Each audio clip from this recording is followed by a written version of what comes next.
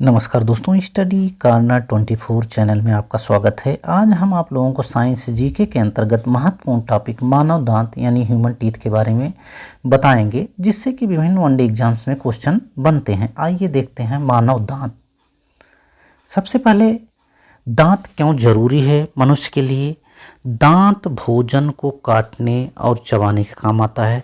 जी हाँ दोस्तों, दांत भोजन को काटने और चबाने के काम आता है। इसके अलावा हमारे शरीर को सुंदर देखने के लिए भी दांत आवश्यक है। हमारे शरीर की सुंदरता के लिए भी दांत आवश्यक है, यानी दांत हमारे शरीर को सुंदरता प्रदान करता है। आप सोचिए कि जिनके दांत नहीं हैं उनको देखने के बाद कैसा लगता है।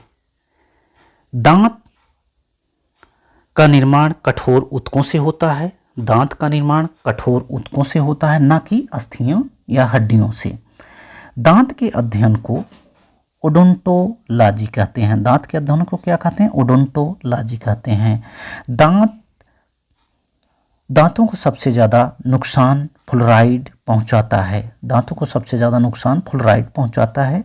दांत की संरचना दो भागों से मिलकर बनी होती है। दांत की संरचना दो भागों से मिलकर बनी होती है, यानी बाहरी भाग एनामेल कहते हैं और आंतरिक भाग को डेंटाइन कहते हैं।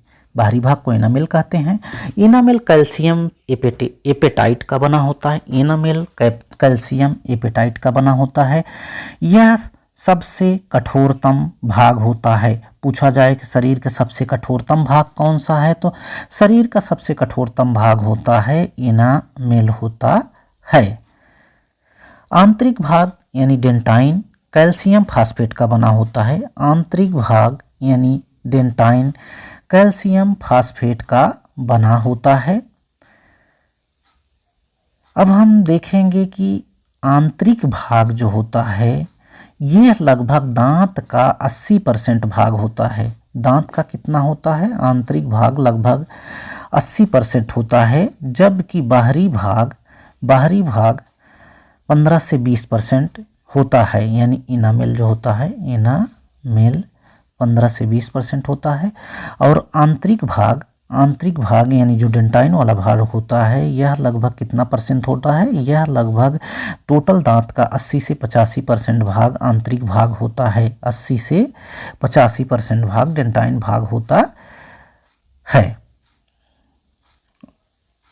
आशा है कि बातें समझ में आ रही होंगी। अब हम आगे बढ़ते हैं और देखते हैं दांतों के प्रकार, यानी दांत कितने प्रकार के होते हैं।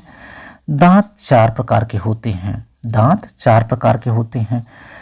मनुष्यों में यानी वयस्क मनुष्यों में टोटल 32 दांत होते हैं, जबकि बच्चों में इनकी संख्या 20 होती है। दांत 4 प्रकार के होते हैं, यानी इंसाइजर, कैनाइन, प्रीमोलर, मोलर। सबसे पहले हम देखेंगे इंसाइजर यानी कृंतक। इंसाइजर यानी कृंतक।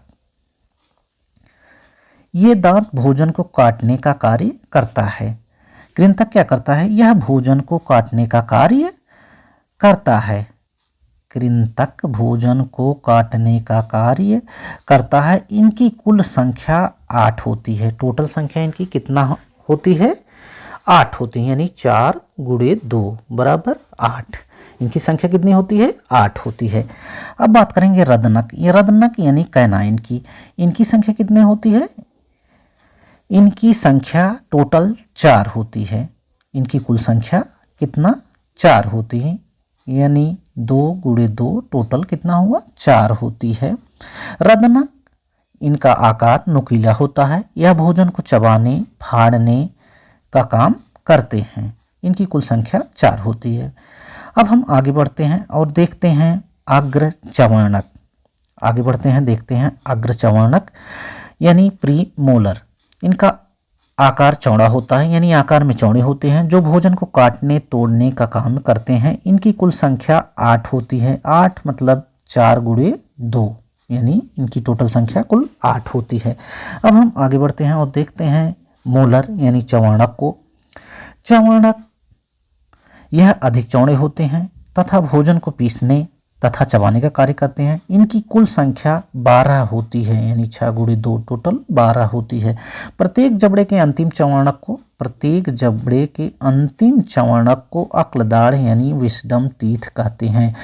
पूछा जाएगा कि विस्डम टीथ पाया जाता है तो चवर्णक में। विस्डम टीथ कहाँ पाया जाता है? चवर्णक में, जिसको बुद्धि दांत कहते हैं। क्या कहते हैं? अक्लदाढ़ या बुद्धि दांत कहते हैं, विस्डम टीथ। कृंतक यानी नोज टीथ कहते हैं। कृंतक को क्या कहते हैं? इंसाइजर को नोज टीथ कहते हैं, इसको नोज टीथ कहते हैं। रदनक को आई टीथ कहते हैं, रदनक को आई टीथ कहते हैं। और अग्र चवर्णक को चेक टीथ कहते हैं, अग्र चवर्णक को चेक टीथ कहते हैं, जबकि चवर्णक को अक्लदाढ़ या विस्डम टीथ कहते हैं। अब आगे बढ़ते हैं और देखते हैं बच्चों में दांतों की कुल संख्या। बच्चों में दांतों की कुल संख्या होती है 20, जिसे दूध का दांत कहते हैं। यह दांत जीवन में 2 बार निकलते हैं। जी हाँ दोस्तों, ये दांत, बच्चों में जो दांतों की संख्या होती है 20, ये दांत जीवन में 2 बार निकलते हैं, जिसको डायोफ्यूडेंट कहते हैं। डायोफ्यूडेंट मतलब होता है जीवन में 2 बार निकलने वाले दांत। और जो बाकी बचे दांत हैं, यानी 12 दांत मोनोफ्यूडेंट होते हैं। 12 दांत मोनोफ्यूडेंट होते हैं, यानी जीवन में 1 बार निकलते हैं। जो दांत जीवन में 1 बार निकलते हैं उन्हें मोनोफ्यूडेंट कहते हैं। जो दांत जीवन में 2 बार निकलते हैं उन्हें डायोफ्यूडेंट कहते हैं। अब आगे बढ़ते हैं। कभी कभी दंत सूत्र भी एग्जाम्स में पूछे जाते हैं। दंत सूत्र वयस्कों में 2 1 2 3 बटे 2 1 2 3 × 2 होता है, यानी ये वयस्क का है।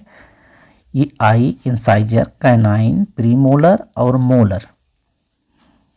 इंसाइजर, कैनाइन, प्रीमोलर और मोलर।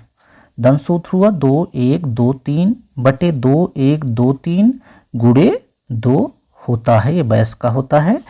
और बच्चों में ये तो वयस्क में टोटल 32 हुए। वयस्क में 2 1 0 2 2 1 0 2 बटे 2 1 0 2 × 2 होता है, यानी इंसाइजर, कैनाइन, प्रीमोलर और मोलर। इसमें प्रीमोलर बच्चों में एब्सेंट होता है। तो बच्चों में कुल संख्या हुई 20 और वयस्कों में टोटल संख्या हुई 32। इसके अलावा कुछ चीज़ें और दांत में पूछी जाती हैं, जैसे हाथी का टस्क, यानी हाथी का जो दिखाने वाला दांत होता है वो अपर इंसाइजर होता है। वो अपर इंसाइजर यानी कृंतक होता है। जो हाथी के 2 बड़े बड़े दांत दिखाने वाले होते हैं वो अपर इंसाइजर होते हैं। कभी कभी डायस्टेमा पूछा जाता है। डायस्टेमा भी 2 दांतों के बीच में जो गैपिंग होती है उन्हें डायस्टेमा कहते हैं, जैसे ICPM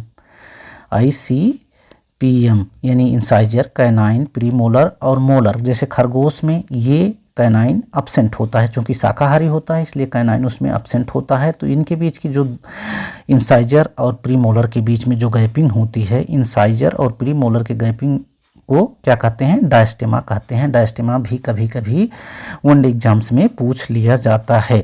आशा है कि जो बातें हमने बताई सारी आपको समझ में आई होंगी। वीडियो अच्छा लगा हो तो वीडियो को लाइक करें, शेयर करें तथा हमारे चैनल स्टडी कॉर्नर 24 को सब्सक्राइब करें। Thanks for watching this video. Thank you.